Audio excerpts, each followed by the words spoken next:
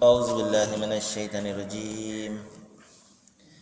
بسم الله الرحمن الرحيم.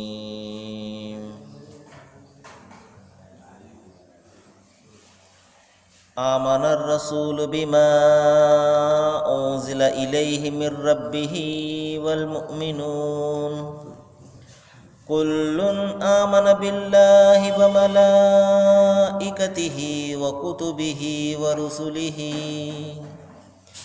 لا نفرق بين أحد من رسله وقالوا سمعنا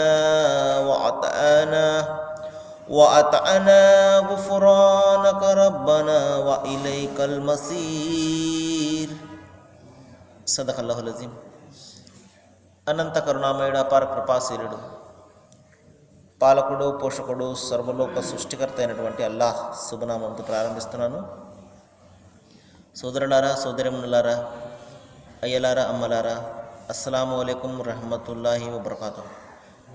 సర్వలోక సృష్టికర్త అల్లాహ్ మనందరి జీవితాలలో శుభాలను, శాంతిని కురిపించునుగాక. ఆమీన్. ఇంతవరకు మీ ముందు విశ్వప్రభువు, సర్వలోక సృష్టికర్త అయినటువంటి అల్లాహ్ మానవాళి కోసము అవతరింపజేసినటువంటి చివరి మార్గదర్శక దైవ గ్రంథం దివ్య ఖురాన్ నుండి 2వ అధ్యాయం 285వ వాక్యం యొక్క అరబీ మూలంను పఠించడం జరిగింది. సోదరులారా, ఇక్కడ దైవం ఒక విషయాన్ని చెప్తున్నాడు. దీని గురించి నిన్న మనము కొద్దిగా తెలుసుకోవడం జరిగింది. అదేమిటంటే, ఒక విశ్వాసి ఏ విధంగా ఉండాలి, అతని విశ్వాసం ఏ విధంగా ఉండాలో దైవం ఇక్కడ తెలియజేస్తున్నాడు. గ్రంథాల విషయంలో, ప్రవక్తల విషయంలో, దైవదూతల విషయంలో ఎటువంటి విశ్వాసాన్ని, ఎటువంటి నమ్మకాన్ని కలిగి ఉండాలో దైవం ఇక్కడ సెలవివ్వడం జరుగుతుంది. అదేమిటంటే, దైవాన్ని విశ్వసించిన వాడు, అంటే దేవుడు, దైవం అనేవాడు కేవలం ఒక్కడే, ఈ సృష్టికి కర్త ఒక్కడే అని ఎవరైతే మనసా వాచా కర్మేణ విశ్వసిస్తాడో అతను ఆ అల్లాహనే కాకుండా ఆయన దూతలను కూడా విశ్వసించాలి. ఇంకా ఆయన గ్రంథాలను, అంటే మానవాళికి మార్గదర్శకత్వం నిలిపే నిమిత్తము దైవము వివిధమైనటువంటి కాలాలలో వివిధమైనటువంటి జాతుల వద్దకు తన ప్రవక్తల ద్వారా గ్రంథాలను పంపించాడు అన్న సత్యాన్ని కూడా విశ్వసించాలి. ఆయన ప్రవక్తలను అందరినీ కూడా విశ్వసించాలి. ఇంకా ప్రధానంగా ఒక మాటను దైవం ఇక్కడ సెలవిస్తున్నాడు. అదేమిటంటే, లా నుఫర్రికు బైన అహదిం మిర్ రుసులిహి. ఈ ప్రవక్తల మధ్య ఏ భేదభావాన్ని కూడా వారు చూపకూడదు. ఇక్కడ చాలా ప్రధానమైనటువంటి అంశం ఇది. ఎందుకంటే ఈ విషయము తెలియని కారణంగా, లేకపోతే మరి అపోహల కారణంగానో, లేకపోతే అతిగా ఒకరిని ప్రేమించడం కారణంగానో ఒక ప్రవక్తను మాత్రమే విశ్వసిస్తారు, మిగతా ప్రవక్తలను మాకు సంబంధం లేదు అని చెప్పేసి నిరాకరిస్తుంటారు. ఈ విధంగా ఒక విశ్వాస జీవితంలో ఇటువంటి విశ్వాసం ఎంత మాత్రం ఉండకూడదు. మరి ప్రవక్తలందరినీ ప్రేమించగలిగే గుణం అతనిలో ఉండాలి. ఎందుకంటే దైవ ప్రవక్తలు అందరూ కూడా దేవుని తరపు నుండి వచ్చిన వాళ్ళు సొంతంగా ఏది కూడా చెప్పేది కాదు. ఏదైతే దైవం ఆజ్ఞాపిస్తాడో అది మాత్రమే వారు మానవాళికి తెలియజేస్తారు. కాబట్టి ప్రవక్తలందరినీ మరి ఏమాత్రం కూడా భేదభావం చూపకుండా అందరిని ప్రేమించగలగడము ఒక విశ్వాస యొక్క ప్రధానమైనటువంటి గుణం అయి ఉండాలి. ఇది మనలో ఈ రోజున కొరవడిన కారణంగా, ఆయన గొప్పవారండి కాబట్టి ఆయనను మరి దేవుని స్థానాన్ని ఇస్తాము, దేవునితో సమానులుగా చేస్తాము, ఈయన మాకు నచ్చలేదండి కాబట్టి ఈయన మాకు ప్రవక్త కాదు, ఈ విధంగా మనసులో ఒక రకమైనటువంటి అహంభావం కానివ్వండి. దీని కారణంగా ఈ రోజున ప్రవక్త ముహమ్మద్ సల్లల్లాహు అలైహి వసల్లం వారిని చాలామంది తిరస్కరిస్తున్నారు. ఆయన మాకు సంబంధం లేదండి, ఆయన మా ప్రవక్త కాదండి. సోదరులారా, ప్రవక్త ముహమ్మద్ సల్లల్లాహు అలైహి వసల్లం వారు ఒక సందర్భంలో తెలియజేశారు, దైవ ప్రవక్తలు అందరూ ఒకే తండ్రి సంతానం లాంటి వాళ్ళు, అంటే అన్నదమ్ములు లాంటి వాళ్ళు. ఎందుకంటే ప్రవక్తలందరూ దేవుని తరపు నుండి నియమింపబడ్డవాళ్ళు. ఆయన ఏదైతే సందేశాన్ని ఇస్తాడో అది మాత్రమే వాళ్ళు తెలియజేస్తారు. ప్రవక్త ముహమ్మద్ సల్లల్లాహు అలైహి వసల్లం ఇంకా చెప్పారు, నేను హజరత్ ఈసాకు, అంటే క్రీస్తు యేసుకు అత్యంత దగ్గరలో ఉన్నాను, మా మధ్య ఏ ప్రవక్త కూడా లేడు, అంటే ఆయన తర్వాత ఈయనే. ఏ విధంగా అయితే ఒక తల్లి కడుపులో ఒక బిడ్డ తర్వాత మరొక బిడ్డ పుట్టినప్పుడు వారిద్దరి మధ్య ఏ విధమైనటువంటి అనుబంధం ఉంటుందో అటువంటి అనుబంధం ఉన్నది మా మధ్య అని ప్రవక్త ముహమ్మద్ సల్లల్లాహు అలైహి వసల్లం వారు చెప్పడం జరిగింది. అందుకనే ఈ రోజున సమస్త ముస్లిం ప్రపంచం అంతా కూడా క్రీస్తు యేసును మరి ఎంతో ఎక్కువగా ప్రేమిస్తారు. ఏ విధంగా అయితే తమ ప్రవక్త ముహమ్మద్ సల్లల్లాహు అలైహి వసల్లం వారిని ప్రేమిస్తారో అంతే ప్రేమతోటి క్రీస్తు యేసును ఇంకా ఆయన కంటే ముందు వచ్చినటువంటి సకల ప్రవక్తలను ఒకే విధంగా మరి గౌరవిస్తారు, మరి వారిని ఆదరిస్తారు. ఎందుకంటే దైవం ఇక్కడ ఆజ్ఞాపిస్తున్నాడు, మీరు ప్రతి ప్రవక్తను కూడా విశ్వసించాలి, ప్రవక్తల మధ్య భేదభావాన్ని చూపించకూడదు. ఎందుకంటే గత సమాజం వారు ఈ విధమైనటువంటి భేదభావాలను చూపి దైవ గ్రంథానికి, దేవుని కృపకు, ఆయన కారుణ్యానికి దూరమైపోయారు, ఆయన ఆగ్రహంలో చిక్కుకుపడిపోయారు. కాబట్టి అటువంటి పని చేయకండి. ప్రవక్తలందరూ దేవుని తరపు నుండి వచ్చిన వాళ్ళు కాబట్టి వారిని మనము గౌరవించాలి. కానీ మనం ఏం చేస్తున్నాము, మనకు నచ్చినటువంటి ఒక ప్రవక్తను నెత్తి మీద పెట్టుకుంటున్నాము, మనకు నచ్చని వాళ్ళని ఎంతగా కించపరుస్తున్నాము అంటే భయంకరమైనటువంటి పదజాలాన్ని మనము మన గ్రంథాలలో వాళ్ళ గురించి వింటుంటాం. ఆ ప్రవక్త ఎలాంటి వాడండి, ఆ ప్రవక్త అలాంటి వాడండి, ఆయన ఈ పాపాన్ని చేశాడండి, ఆయన ఆ పాపాన్ని చేశాడండి. అస్తగఫిరుల్లా, దైవం మనను క్షమించుగాక. సోదరులారా, ప్రవక్తలు అనేవాళ్ళు చిన్నపిల్లల మాదిరిగా మరి పాపరహితంగా ఉన్నవాళ్ళు. అటువంటి వాళ్ళనే దైవము తన ప్రవక్తలుగా ఎన్నుకుంటాడు. పాపాత్మలను, తప్పులు చేసే వాళ్ళను దైవం ఎందుకు తన ప్రవక్తగా ఎన్నుకుంటాడు? సోదరులారా చూడండి, ఒకవేళ అటువంటి వారిని ఎన్నుకున్నట్లయితే ఈ ప్రజలు ఏం చెప్తారు? ఏమయ్యా, నీవు కూడా పాపం చేస్తున్నావు కదా, మరి నీవేంటి దైవ ప్రవక్త ఈ విధంగా అవుతావని చెప్పేసి వాళ్ళని కించపరిచేవారు కదా. కానీ సోదరులారా, ప్రవక్తలందరూ కూడా మరి పాపరహితులు, ఏమాత్రం కూడా పాపం అంటని వాళ్ళు. మానవ సహజమైనటువంటి చిన్న చిన్న తప్పులు వాళ్ళ ద్వారా దొరలవచ్చేమో కానీ మరి భయంకరమైనటువంటి పాపాలు మనము చేసే ఇటువంటి ఈ పాపాలు ఎంత మాత్రం కూడా వాళ్లకు అంటావు. ఈ విషయాన్ని మనం గమనించాలి. కాబట్టి ఒక ప్రవక్తను మనము ఎక్కువగా చేసి మరొక ప్రవక్తను తక్కువ చేసి ఈ విధమైనటువంటి భేదభావాన్ని చూపి దేవుని యొక్క నిజమైనటువంటి ప్రేమకు మనం దూరం అవ్వకూడదు. తన ప్రవక్తను ఎవరైతే కించపరుస్తారో దైవం వాళ్ళని ఎంత మాత్రం కూడా ప్రేమించడు. మానవులలో ఉత్తమమైనటువంటి వారిని, నైతికబద్ధమైనటువంటి వారిని దైవము తన ప్రవక్తగా ఎన్నుకొని వారి ద్వారా మార్గాన్ని చూపిస్తాడు. ఇటువంటి ప్రవక్తలు అనేక మంది వచ్చారు మనకి. మొట్టమొదటి ప్రవక్త ఆదం, మనందరి తండ్రి అయినటువంటి ఆదం అలైహిస్సలాం దగ్గర నుండి చివరి ప్రవక్త కారుణ్యమూర్తి మహాప్రవక్త ముహమ్మద్ సల్లల్లాహు అలైహి వసల్లం వారి వద్దకు సుమారు 184,000 మంది ప్రవక్తలు మానవాళికి మార్గదర్శకత్వం నిమిత్తము రావడం జరిగింది, దైవము నియమించుకోవడం జరిగింది. కాబట్టి వీరందరినీ మనము ఒకే విధంగా ప్రేమించాలి, ఒకే విధంగా ఆదరించాలి. అంతే తప్ప ప్రవక్తలను కించపరిచినామంటే, ఒక ప్రవక్తను ఒప్పుకొని మరొక ప్రవక్తను మరి కాదన్నాము అంటే మనలో నిజమైనటువంటి విశ్వాసం లేనే లేదన్నమాట. అందుకనే ప్రవక్త ముహమ్మద్ సల్లల్లాహు అలైహి వసల్లం వారిని ఏ విధంగా అయితే సమస్త ముస్లిం ప్రపంచము మరి ప్రేమిస్తుందో మరి సకల ప్రవక్తలను కూడా ప్రేమిస్తుంది. ఇబ్రహీం ప్రవక్త వారిని ప్రేమిస్తుంది, మూసా అలైహిస్సలాం వారు, మోషే వారిని కూడా ప్రేమిస్తుంది, క్రీస్తు యేసు, దావీదు, సులేమాన్, ఇంకా అనేక మంది ప్రవక్తలను మరి అందరినీ కూడా సమానమైనటువంటి దృష్టిలో చూడడం అనేది ప్రవక్త ముహమ్మద్ సల్లల్లాహు అలైహి వసల్లం వారు తన అనుచర సమాజానికి నేర్పినటువంటి ఒక శిక్షణ. కాబట్టి మనసులో ఏమాత్రం కూడా హెచ్చుతగ్గులు పెట్టుకోకుండా మరి సమానమైనటువంటి దృష్టిలో ప్రేమించగలగడమే నిజమైనటువంటి విశ్వాస యొక్క లక్షణము. అదే విషయాన్ని దైవం ఇక్కడ చాలా ఖచ్చితంగా నిర్దేశిస్తున్నాడు. మేము అల్లాహ్ పంపిన ప్రవక్తలలో ఏ ఒక్కరిని కూడా భేదభావంతో చూడము. కాబట్టి ఒక నిజమైన విశ్వాసి ఈ విధమైనటువంటి విశ్వాసాన్ని కలిగి ఉండాలి.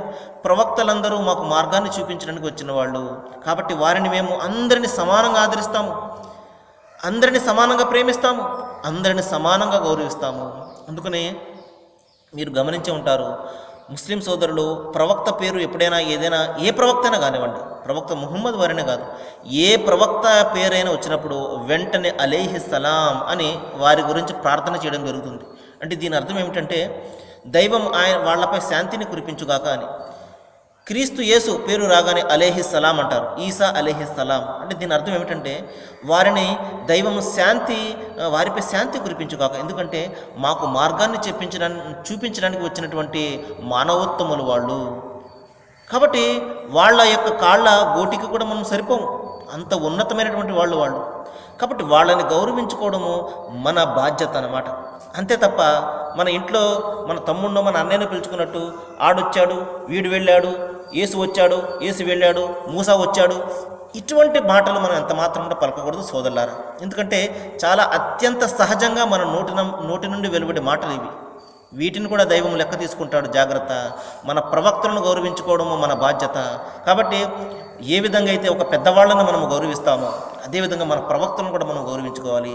యేసు వచ్చాడు కాదు, యేసు వచ్చారు అని, యేసు ఆయనపై శాంతి కురిపించుగాక అని చెప్పేసి మనము వాళ్ళని ఎంతో గౌరవంతో వాళ్ళ మీద మనము ఆ ప్రార్థన చేయవలసి ఉంటుంది. కాబట్టి ఇటువంటి ఉత్తమమైనటువంటి శిక్షణను ప్రవక్త ముహమ్మద్ సల్లల్లాహు అలైహి వసల్లం వారు తన అనుచర సమాజానికి నేర్పడం జరిగింది. ఈ రోజున చూడండి, ఏ ముస్లిం కూడా ఈసా అని చెప్పేసి ఏకవచనంతో సంబోధించాడు. ఈసా అలైహిస్సలాం, క్రీస్తు వచ్చారు, క్రీస్తు వెళ్ళారు అని, ఈ విధంగా ఆయన ఈ విధమైన సందేశం ఇచ్చారు అని ఎంతో ప్రేమతోటి ఎంతో గౌరవంతో మరి వాళ్ళను గౌరవించుకోవడం జరుగుతుంది. కాబట్టి మనము ఈ విధంగా మన ప్రవక్తలను మనము గౌరవించుకోవడం అనేది మన కనీసమైనటువంటి బాధ్యత. నిజంగా మనము విశ్వాసములము అయితే, దైవం పట్ల నిజమైనటువంటి భక్తి మనకు ఉన్నట్లయితే, నిజమైనటువంటి ప్రేమ మనకు ఉన్నట్లయితే ప్రవక్తలను అందరినీ గౌరవించాలి. కానీ ఈ రోజున క్రైస్తవ సమాజంలో ఏ ఒక్క క్రైస్తవుడైనా ప్రవక్త ముహమ్మద్ వారిని గౌరవిస్తాడా? చూడండి ఎంత భయంకరమైనటువంటి వ్యతిరేకత ఉన్నదో చూడండి. ఏ ముస్లిం కూడా క్రీస్తు యేసును వ్యతిరేకించాడు. ఆయన అద్భుతమైనటువంటి పుట్టుకను వ్యతిరేకించాడు. ఆయన చేసినటువంటి అద్భుతాలను గురించి వ్యతిరేకించాడు. అన్నింటినీ కూడా అవి నిజమని బలపరిచి సాక్ష్యం ఇస్తాడు. ఇంకా ఆయన రెండవ రాకడ గురించి సాక్ష్యం ఇస్తాడు. ఇంకా ఆయనను అనుసరించడానికి ప్రయత్నాలు చేస్తుంటాడు. ఉదాహరణకు చూడండి, సున్నతి పొందడం కానివ్వండి, మరి ఆయనకు మళ్ళీ మరి గెడ్డం పెంచుకోవడం కానివ్వండి, బాహ్యంగా కూడా ఆయనను అనుసరించడానికి ప్రయత్నాలు చేస్తుంటాడు. కానీ ప్రవక్త ముహమ్మద్ వారిని గురించి తెలుసుకోవడానికి ఏ క్రైస్తవ సోదరుడైనా ప్రయత్నాలు చేస్తాడా? ఎంత మాత్రం కూడా చేయడు. చేసినట్లయితే మరి నిజమైనటువంటి ఆ సత్యం ఏదో వాళ్ళకి తెలిసేది. కాబట్టి సోదరులారా, సత్యం అనేది మరి కొంచెం చేదుగా ఉంటుంది. అనేకసార్లు నేను చెప్తూ ఉంటాను. కానీ సత్యానికి చాలా బలం ఉంటుంది. మన గురువులు, మన బోధకులు నిజమైనటువంటి సత్యాన్ని గురించి తెలుసుకోవడానికి అడ్డుపడుతుంటారు. నిజమైనటువంటి సత్యం ఏంటో తెలుసుకోకుండా మనలను అడ్డుపడుతుంటారు. వాళ్ళు రకరకాల బోధనలు చేసి మరి మన హృదయాలలో అసహ్యతను మరి ఈ విధమైనటువంటి వ్యతిరేకతను కల్పిస్తుంటారు.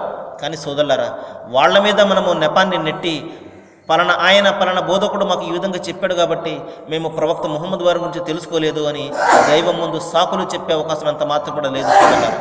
ప్రతి ఒక్కరికి దైవము బుద్ధిని, జ్ఞానాన్ని ప్రసాదించాడు, గ్రంథాలను ప్రసాదించాడు. ఆ గ్రంథాల వెలుగులో మనం తెలుసుకోవాలి. క్రీస్తు యేసు సాక్ష్యం ఇచ్చారు, నేను చెప్పు అనేక సంగతులు మీకు కలవు, కానీ మీరు వాటిని ఇప్పుడు సహింపలేరు. కానీ ఆయన వచ్చి మీకు సర్వాన్ని కూడా బోధిస్తాడు, సమస్తాన్ని కూడా బోధిస్తాడు. నేను చెప్పు సంగతులన్నీ కూడా జ్ఞాపకం చేస్తాడు. నేను చెప్పిన వాటిని తీసుకుని మీకు బోధిస్తాడు, మిమ్మల్ని సర్వసత్యంలోనికి నడిపిస్తాడు అని ఒక వ్యక్తిని ఉద్దేశించి క్రీస్తు యేసు బోధించారు. ఆ ప్రవక్త ఎవరు అనేది ఇంతవరకు ఎవరు కూడా మరి పరిశీలించడానికి ఎవరు కూడా ప్రయత్నం చేయడం లేదు. సోదరులారా, ఆయన ప్రవక్త ముహమ్మద్ సల్లల్లాహు అలైహి వసల్లం వారు ఆయన వచ్చారు, సమస్తాన్ని కూడా బోధించారు, క్రీస్తు యేసును మహిమపరిచారు, ఆయనను ఘనపరిచారు. మరి క్రీస్తు యేసు ఏ బోధన అయితే చేశారో అదే బోధనను మరొకసారి జ్ఞాపకం చేశారు తప్ప కొత్త బోధనను, క్రీస్తుకు వ్యతిరేకమైనటువంటి బోధన ఎంత మాత్రం కూడా చేయలేదు. ఏ బోధ అయితే ప్రవక్త క్రీస్తు యేసు ఏ బోధ అయితే చేశారో, తండ్రి ఒక్కడిని మాత్రమే ఆరాధించండి, అదే మీకు నిత్య జీవాన్ని తీసుకుని వెళ్తుంది అన్న బోధనే ప్రవక్త ముహమ్మద్ వారు కూడా చేయడం జరిగింది. కాబట్టి ఈ సత్యాన్ని గురించి మీరు అన్వేషించండి. నిజమైనటువంటి సత్యం మీద బయటపడుతుంది. మన బోధకుల మీద, మన గురువుల మీద మనం ఆధారపడ్డామంటే ఆ తర్వాత మనం ఎంత ముత్తుకున్నా కూడా ఎవరు కూడా మనల్ని ఆదుకునేవారు ఉండరు. అదే విషయాన్ని దైవం ఇక్కడ చెప్తున్నాడు, ఓ విశ్వాసులారా, మీరు దైవం పంపినటువంటి ఏ ప్రవక్తల మధ్య భేదభావాన్ని చూపించకండి. అందరూ కూడా సమానమే, ఒకే తండ్రి సంతానం లాంటి వాళ్ళు. కాబట్టి మీరు ఏం చేయాలి? మేము ఆదేశము విన్నాము, శిరస వహించాము అని చెప్పండి. ఒక్క ఆజ్ఞ రాగానే దాని గురించి ఈ విధమైనటువంటి ఆజ్ఞ ఇచ్చాడేమిటి దైవము, మరి ఇది నాకు చాలా కష్టంగా ఉన్నది, నేను చెయ్యలేను అని అంత మాత్రం కూడా చెప్పకండి. ఆజ్ఞను వినండి, దాన్ని శిరస వహించండి. అది మాత్రమే మన నిజమైనటువంటి విశ్వాసానికి తార్కాణం అంటున్నాడు. ఆ తర్వాత సోదరులారా, ఒక చక్కటి ప్రార్థనను దైవం ఇక్కడ మనకు నేర్పాడు. అదేమిటంటే చూడండి, ఇదేంటంటే ప్రార్థన మనం చేయవలసింది కదా, దైవం మనకు నేర్పడం ఏమిటి అన్న ప్రశ్న వస్తుంది. సోదరులారా, మనకు ఏది కూడా తెలియదు, ఏ విధంగా ప్రార్థించాలో కూడా తెలియదు. కాబట్టే దైవము తన గ్రంథాన్ని, తన ప్రవక్తను పంపించాడు. ఓ మానవుడు, నన్ను ఈ విధంగా నీవు ప్రార్థించు, ఈ విధంగా నువ్వు చెయ్యి.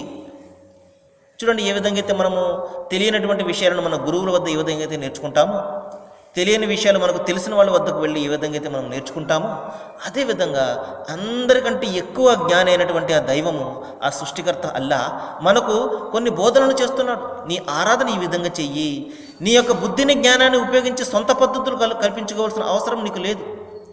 ఆ బుద్ధిని, జ్ఞానాన్ని ఉపయోగించి దైవాన్ని తెలుసుకోవడానికి ప్రయత్నం చెయ్యి. ఒక్కసారి తెలుసుకున్న తర్వాత ఆయనను ఏ విధంగా ఆరాధించాలో, ఏ విధంగా ఆయనను పూజించాలో నీకు కష్టపడే అవసరం లేదు. తన ప్రవక్త ద్వారా ఆయన సర్వాన్ని కూడా చెప్పేశాడు. ఏ విధంగా నీ జీవితం గడపాలి, ఏ విధంగా నీవు గడపకూడదు, ఈ విషయాలన్నీ కూడా ఆయన బోధించాడు. కాబట్టి చూడండి, ఒక చక్కటి ప్రార్థనను దేవునికి నేర్పుతున్నాడు. అదేమిటంటే, గుఫ్రానక రబ్బనా వ ఇలైకల్ మసీర్, ఓ దైవమా మాకు క్షమాభిక్షను పెట్టు, చివరకు నేను నీ వద్దకే మరలి వెళ్ళవలసిన వాళ్ళము. ఎందుకంటే అనేక పాపాలు చేస్తున్నాము, అనేక తప్పులు చేస్తున్నాము. నీ అనుగ్రహాలు మేము పొందుతున్నాము, కానీ కృతజ్ఞతలు తెలపడం లేదు. అన్నీ కూడా పొందుతున్నాము, నీవు మరి జీవితాన్ని ప్రసాదిస్తేనే నిద్ర నుండి మేల్కుంటున్నాము. మరి నీవు ప్రసాదిస్తున్నటువంటి గాలిని పీల్చుకునే మేము జీవితం గడుపుతున్నాము. నీవు ప్రసాదిస్తున్నటువంటి వానను ఉపయోగించుకునే పంటలు పండించుకుంటున్నాము. అయినప్పటికీ నీకు కృతజ్ఞత తెలపడం లేదు. దైవమా, ఇన్ని తప్పులు చేస్తున్నాం, ఇన్ని పాపాలు చేస్తున్నాము, కానీ నువ్వు మాపై ఆగ్రహాన్ని కురిపించడం లేదు, వానను ఆపడం లేదు, గాలిని ఆపడం లేదు, ఏ అనుగ్రహాన్ని ఆపడం లేదు. కాబట్టి మా తప్పులను క్షమించు, మా పాపాలను క్షమించు, మేము నీ వద్దకే మరలి వెళ్తాము. చివరికి మా గమ్యము నీ వద్దనే. నీ వద్దకు మేము వెళ్ళి సమాధానం చెప్పుకోవాలి, మా పనులకు సంజాయిషి ఇచ్చుకోవాలి. ఓ దైవము, మమ్మల్ని క్షమించు అని ఇక్కడ ఒక చక్కటి ప్రార్థనను దైవము మనకు నేర్పుతున్నాడు. ఇంకా లా యుకల్లిఫుల్లాహు నఫ్సన్ ఇల్లా ఉస్ఆహా, చాలా చక్కటి మాటను దైవం ఇక్కడ సెలవిస్తున్నాడు. అదేమిటంటే, ఏ ప్రాణిపై కూడా అల్లా దాని శక్తి సామర్థ్యాలకు మించిన బరువు బాధ్యతలను వేయడు. అయ్యో బాబా, 5 పూట నమాజ్ అండి, అంత భారమైనటువంటి పని మాకెక్కడవుతుందండి? ఇంత బిజీ అయినటువంటి సమయంలో కస్టమర్లు అందరూ ఆ టైంలోనే వస్తుంటారు, మాకెలా కుదురుతుందండి? అయ్యి బాబా, రంజాన్లో నెలపాటు ఉపవాసాలండి, ఒకరోజుకే నీరసం వచ్చేస్తుంది, నెల రోజుల పాటు ఎలా ఉంటామండి? ఈ విధమైనటువంటి మాటలు మనం పలుకుతుంటాం కదా. దైవం దానికి చెప్తున్నాడు, నీ మీద నీ భారానికి, నీవు మోయలేనటువంటి భారాన్ని ఎంత మాత్రం కూడా వేయను సుమా, నీవు ఏదైతే మోయగలవో అది మాత్రమే వేస్తాను నేను అంటున్నాడు దైవం. కాబట్టి ఉదాహరణకు చూడండి, ఒక వ్యక్తి 1,00,000 రూపాయలు సంపాదించాడు అనుకోండి, ఆ 1,00,000 రూపాయలకు తగ్గ భారం అతని మీద వేయడం జరుగుతుంది. ఆ 1,00,000 రూపాయలకు తగ్గ లెక్కల వ్యవహారాలు అతనిని అడగడం జరుగుతుంది. ఒక వ్యక్తి 100 రూపాయలు సంపాదిస్తున్నాడు అనుకోండి, ఆ 100 రూపాయలకు సంబంధించినటువంటి లెక్కని దైవం అతని వద్ద తీసుకుంటాడు. అంతే తప్ప 1,00,000 రూపాయలు సంపాదించిన వానికి 100 రూపాయల లెక్కను, 100 రూపాయలు సంపాదించిన వానికి 1,00,000 రూపాయల లెక్కను దైవం తీసుకోడు సోదరులారా. ఎవరికి ఎంతైతే ప్రసాదిస్తాడో దానికి తగ్గ బరువునే దైవం మనకు వేస్తాడు, దానికి తగ్గ ఆ పరీక్షను మనం ఎదుర్కోవాల్సి ఉంటుంది. కాబట్టి నేను మోయలేను ఈ పరీక్షలు, నాకే ఈ సమస్యలు వచ్చేస్తున్నాయి ఏంటి అని చెప్పేసి చాలామంది ఆత్మహత్యలు చేసుకుంటుంటారు. ఈ రోజున మనం చూస్తుంటాం. ప్రపంచంలో నాకు ఒక్కడికే సమస్యలు ఉన్నాయి అన్నట్లుగా భావించి శైతాన్ ఏం చేస్తాడు, చెడు వైపునకు లాగుతాడు. ఎందుకంటే ఆత్మహత్య అనేది దైవము ఎన్నడూ క్షమించరన్నటువంటి నేరము. ఎందుకంటే ఆయన మనకు కొన్ని సంవత్సరాలు జీవితాన్ని ఇవ్వాలనుకుంటాడు, ఉదాహరణకు 40-50 సంవత్సరాలు. కానీ మధ్యలో మనము దాన్ని ఆత్మహత్య చేసుకుని దాన్ని ముగించుకున్నాం అనుకోండి, ఆయన ప్లాన్లో మనము మరి దూరిపోయినట్టే, ఇంటర్ఫియర్ అయిపోయినట్టే. అది ఎంత మాత్రం కూడా ఆయన క్షమించడు. ప్రవక్త ముహమ్మద్ సల్లల్లాహు అలైహి వసల్లం చెప్పారు, ఎవడు ఏ విధంగా అయితే ఆత్మహత్య చేసుకుంటాడో అదే విధంగా ప్రళయ దినాన కత్తితో పొడుచుకున్నాడు, కత్తితో పొడుచుకుని చనిపోతాడు, మళ్ళీ బ్రతుకుతాడు, మళ్ళీ అదే విధంగా చనిపోతుంటాడు. మరి ఉరి వేసుకున్నవాడు ఉరి వేసుకుని చనిపోతుంటాడు, బ్రతుకుతుంటాడు, మళ్ళీ చనిపోతుంటాడు. అదే శిక్షను మాటిమాటికి అనిపిస్తుంటాడు. ఒక్కసారి చనిపోతే సమస్యలన్నీ కూడా పోతాయి అని చెప్పేసి భావిస్తున్నామేమో సోదరులారా. అసలైనటువంటి సమస్య చనిపోయిన తర్వాతనే మొదలవుతుంది. ఆ విషయం మనం గ్రహించినట్లయితే ఆత్మహత్య అనే భయంకరమైనటువంటి నేరాన్ని గురించి, ఆ పాపాన్ని గురించి కలలో కూడా మనము తలంచాము. సరే, మరికొన్ని విషయాలు మనం రేపు మాట్లాడుకుందాము. మరి ఈ రోజున శుక్రవారం సోదరులారా సిసిసి ఛానల్లో 9 నుండి 9:30 గంటల వరకు ఖురాన్ సందేశం అనే తెలుగు కార్యక్రమం వస్తుంది. మీరందరూ కూడా దానిని చూడండి. చూడడం మాత్రమే కాదు, దాని గురించి ఆలోచన చేయండి, ఆచరణ చేయండి. దైవము మీకు నాకు మనందరికీ కూడా మంచిని చేయాలని, శాంతిని ప్రసాదించాలని, అందరి యొక్క సమస్యలను తొలగించి దైవ గ్రంథాన్ని దైవ ధర్మాన్ని అనుసరించే విధంగా దైవం మనందరి మనసులు తెరవాలని నేను అల్లాహ్ను మనస్ఫూర్తిగా వేడుకుంటూ ముగిస్తున్నాను. వాఖిరు దవానా అనిల్ హమ్దులిల్లాహి రబ్బిల్ ఆలమీన్. అస్సలాము అలైకుం.